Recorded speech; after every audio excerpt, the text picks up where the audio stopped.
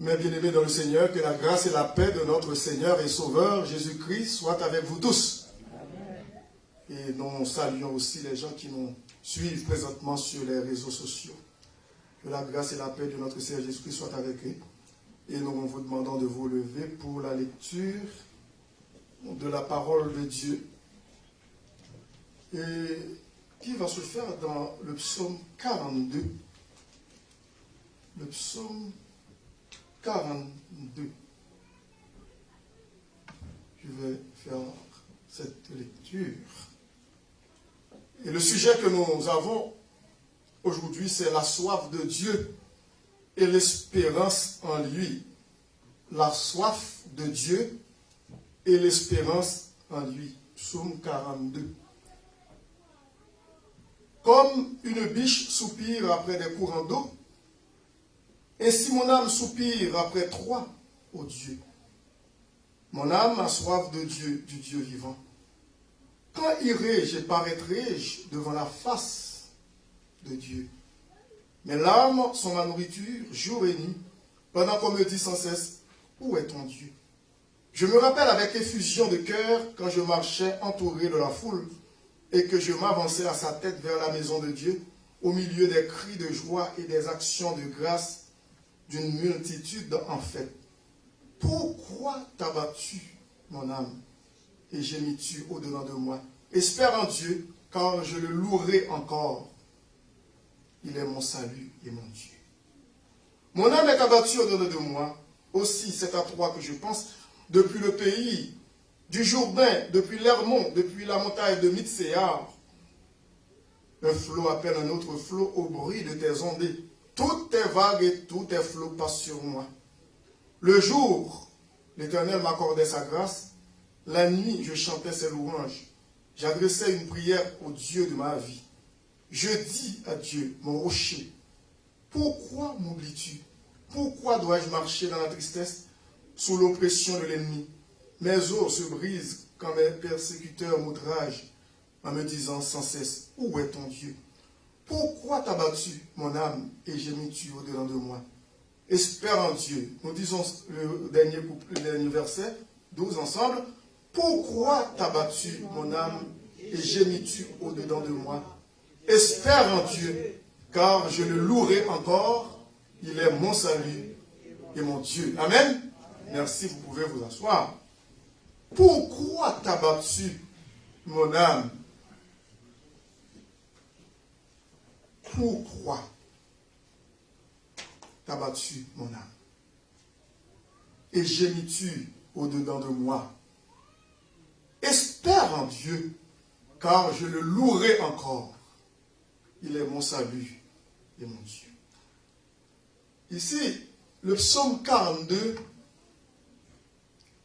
a été écrit par les fils de Corée. Les fils de Corée. Il s'agissait d'une famille de chanteurs qui appartenaient à la maison de Lévi. Lorsque nous regardons, avant de vraiment d'entrer d'emblée dans le sujet, à savoir la soif de Dieu et l'espérance en lui, dans 2 Chroniques 20, verset 19, nous pouvons voir dans 2 Chroniques 20, verset 19, cette famille, il est dit au verset 19, les Lévites d'entre les fils des Kéatites et d'entre les fils de Coréites se levèrent pour célébrer d'une voix forte et haute l'Éternel, le Dieu d'Israël. Amen. Qui veut dire la tribu, les gens de la famille de Corinthe, ils faisaient partie. Ils étaient parmi les chantres, parmi les gens qui chantaient dans la maison de l'Éternel. Et c'est pour cette raison que le psalmiste présente cette famille, qui veut dire les gens de Corinthe, sont présents ici au psaume 42. Lorsque vous regardez, avant de lire ce passage, ce psaume, ce beau psaume de complainte, Nous pouvons lire au chef des chantres, Cantique des fils de Corée. Comme une biche soupire. Vous savez bien, biche. Comme une biche soupire.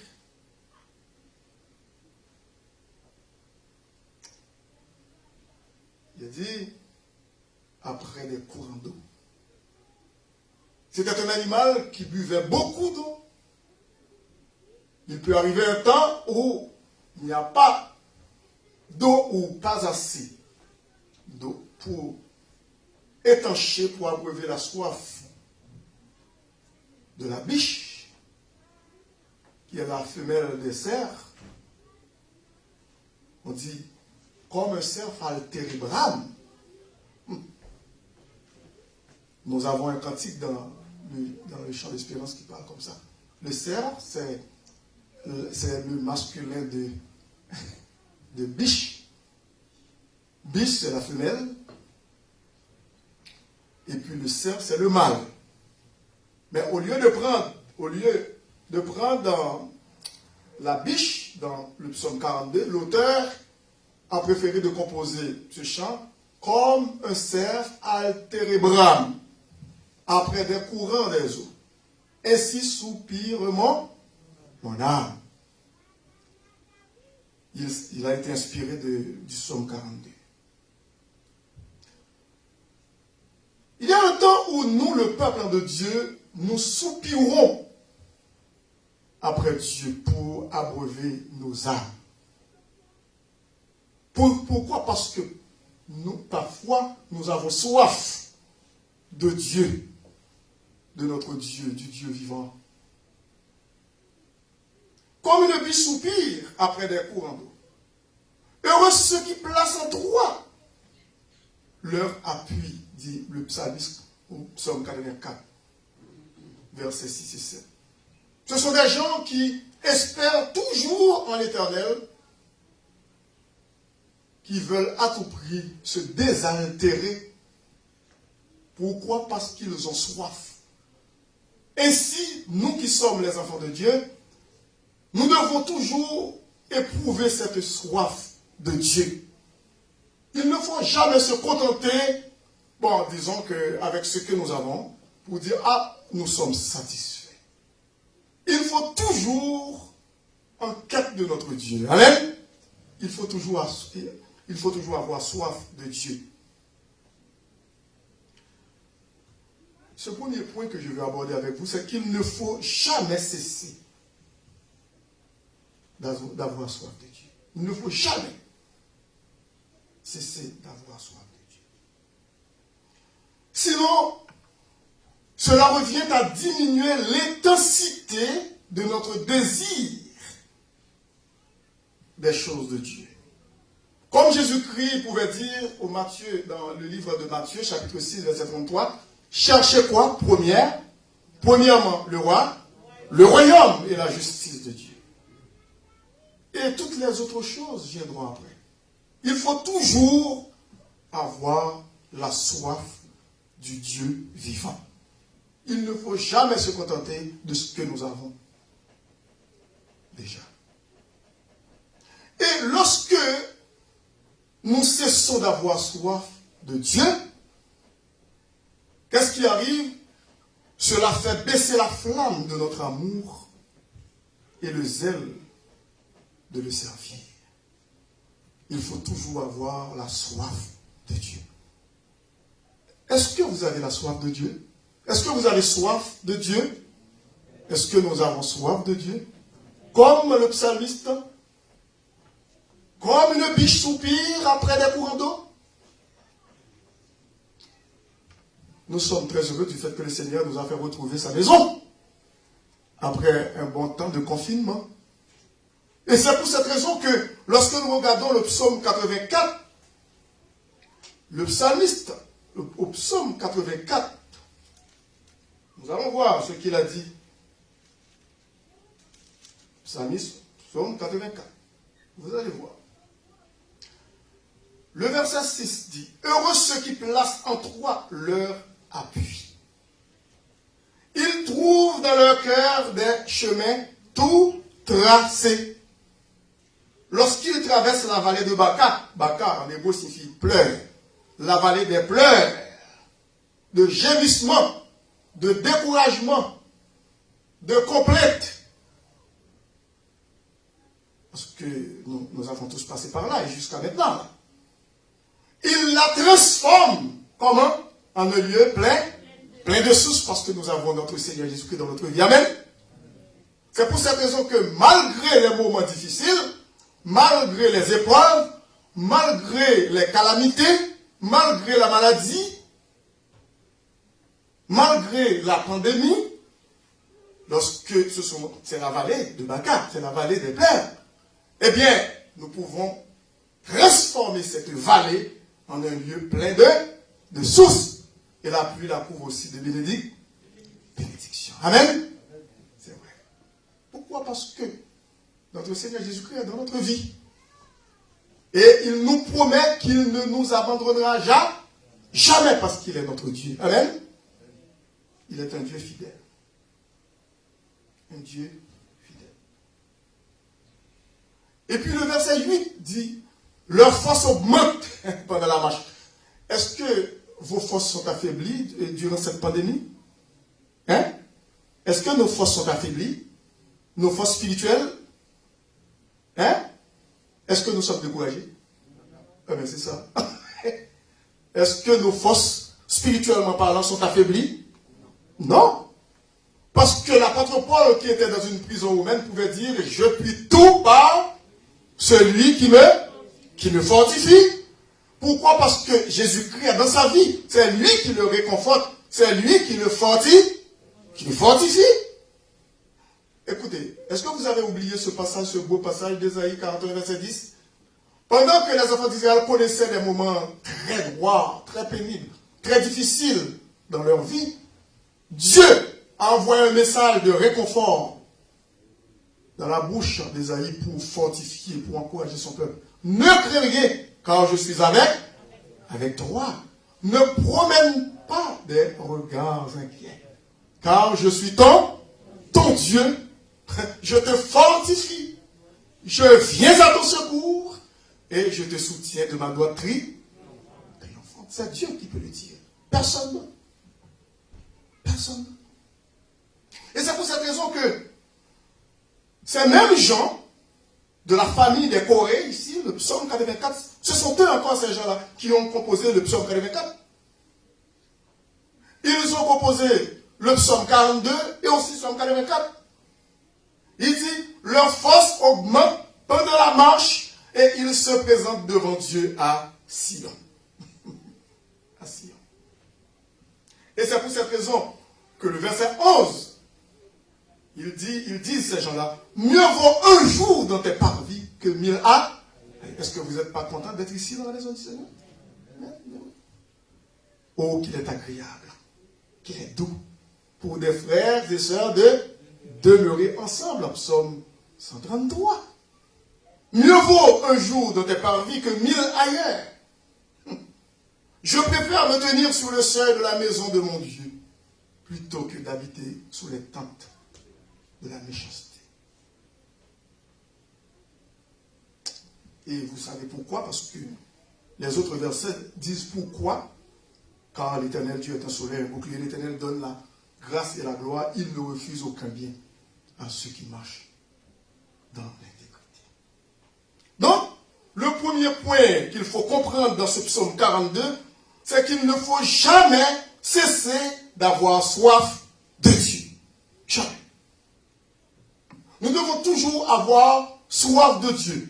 Seigneur, j'ai soif de toi. Le compositeur qui a composé « J'ai soif de ta présence, divin chef, de ma foi. Dans ma faiblesse immense, que ferais-je sans toi? Chaque jour, j'ai besoin de toi. Chaque jour.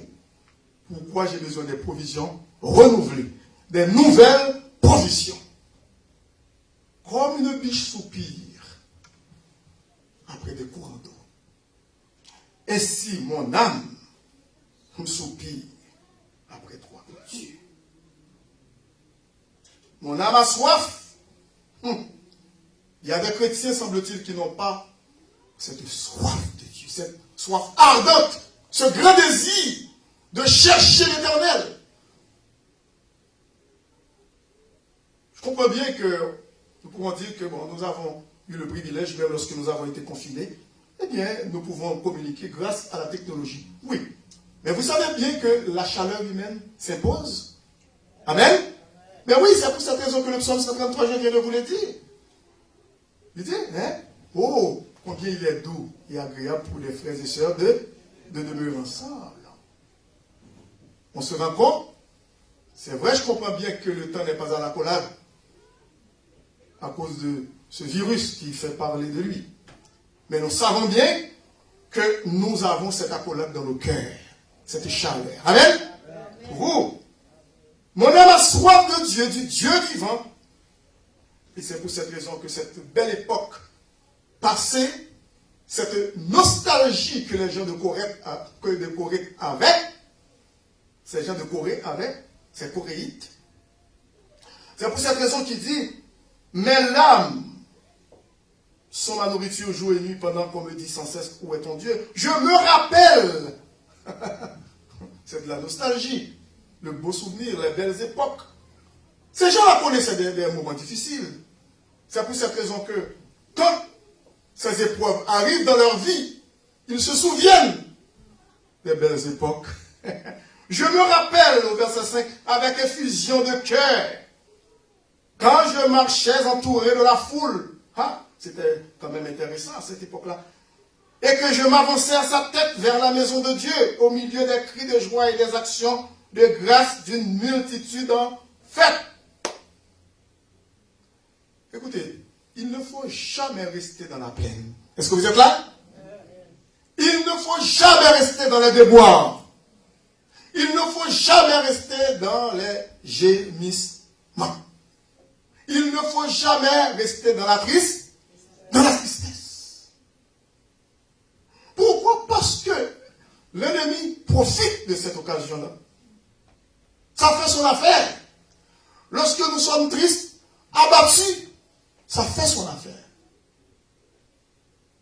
Mais c'est pour cette raison que lorsque les fils de Corée posent cette question, ou se posent cette question,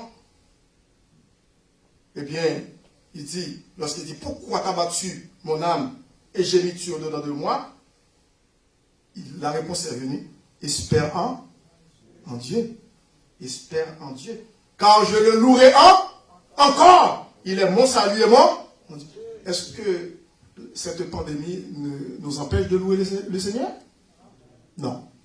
Non. Le deuxième point, il faut toujours prier Dieu. Amen. Dans les moments difficiles, il faut toujours prier Dieu. Il ne faut jamais se relâcher. Souvenez-vous du premier point. Il ne faut jamais cesser d'avoir soif de Dieu. Deuxième, il faut toujours prier Dieu. Toujours prier Dieu. Écoute, malgré les moments difficiles, dans les beaux temps comme dans les mauvais temps. Amen? Ah oui, mais oui, parce que, écoute, c'est ça qui fait l'endurance du chrétien. C'est ça qui fait que le chrétien est devenu plus mûr, plus mature spirituellement. Parce que lorsque nous sommes frappés par des moments difficiles, nous tenons ferme, fort. Il y a un chrétien qui dit ça, l'ennemi s'avance, redoublez quoi? Des fois. Et nous, qu'est-ce que nous faisons? Nous devons continuer dans la prière à rester ferme, fort. Même lorsqu'il s'avance contre nous, eh bien, nous sommes forts. Comme le petit David qui était dans sa jeunesse, qui était méprisé par le grand géant Goliath. Il le minimisait, il le méprisait pour son air juvénile. Il disait que, mais qu'est-ce que je vais faire avec ce petit gamin? David dit, tu t'avances vers moi avec un grand équipement. C'est un homme guerrier. Mais moi, j'avance. Au nom de l'Éternel. Amen.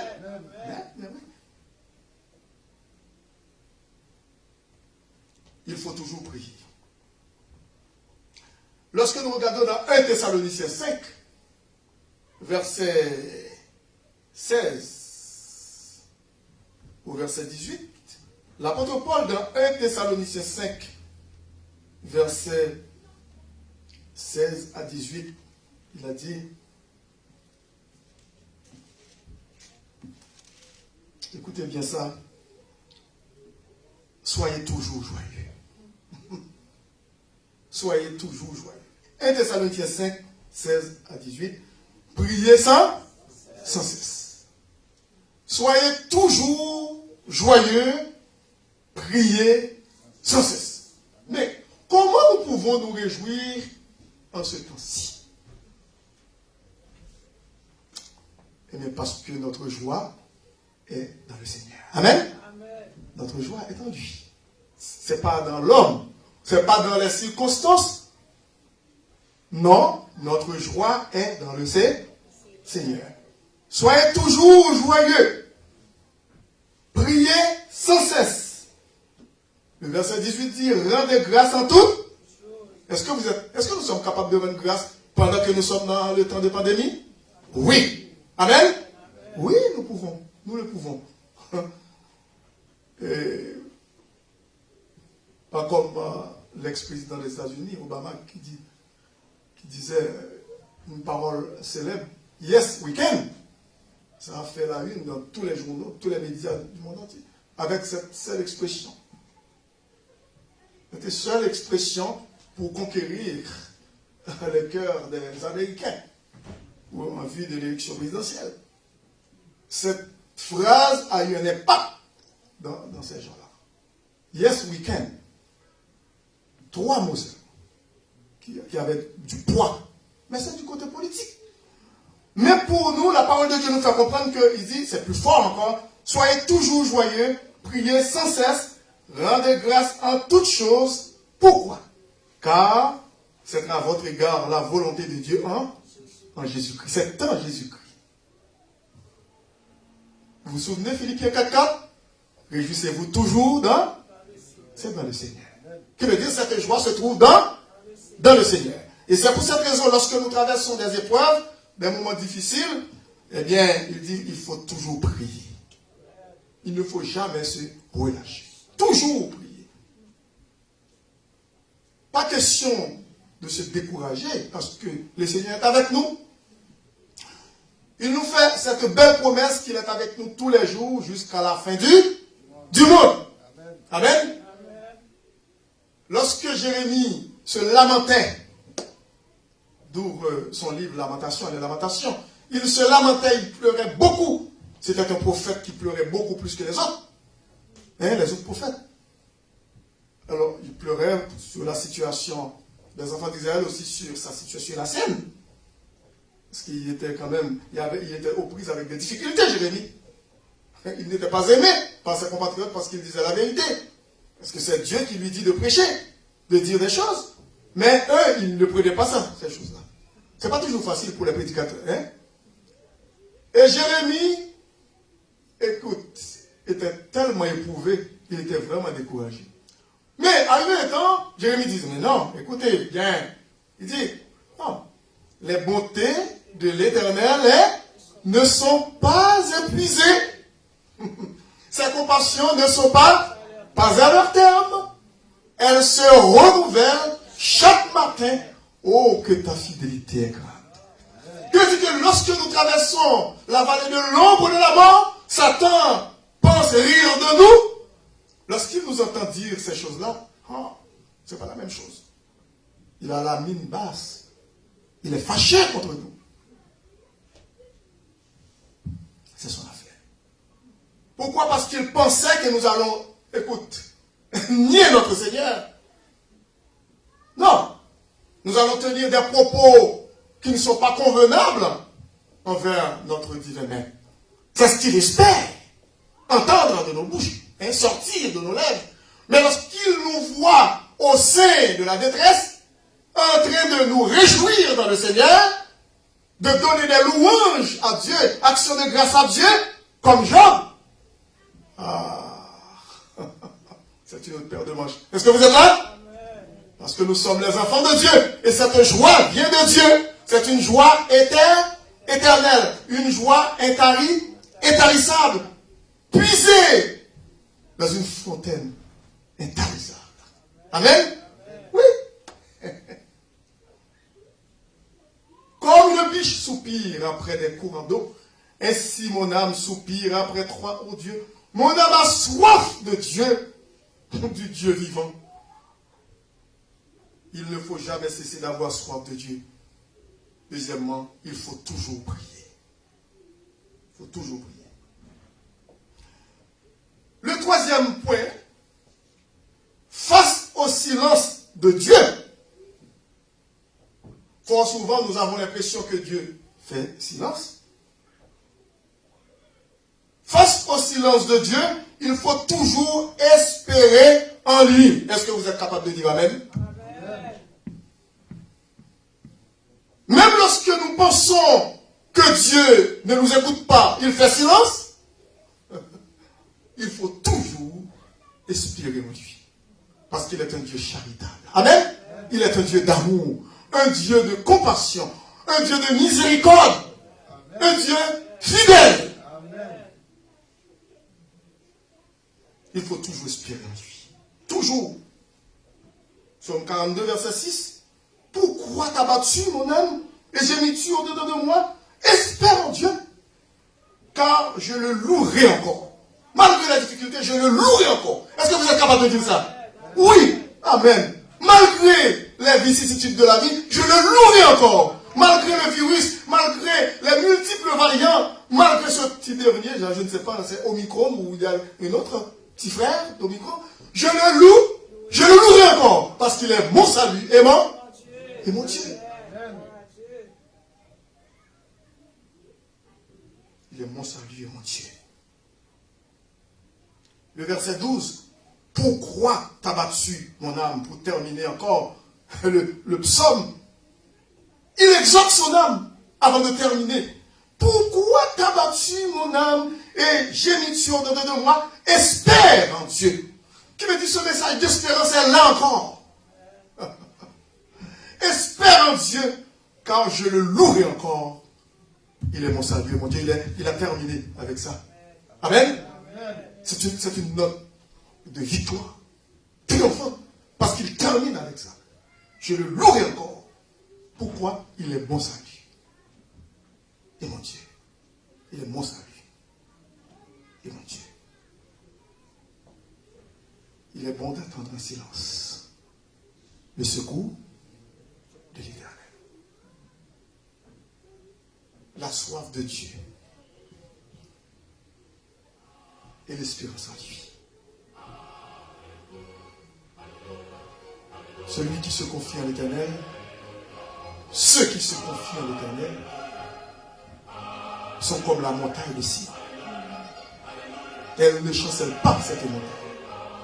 Elle est affermie pour toujours. En qui vous mettez votre confiance aujourd'hui? Est-ce qu'il y a quelqu'un parmi nous qui ne connaît pas Jésus-Christ, qui n'a pas cette espérance en lui? Comme durant le culte, la servante a cité ce passage où Jésus-Christ lui-même a dit: que sert-il à un homme de gagner le monde entier s'il perd son âme? Rien on peut donner en échange à son âme. Rien.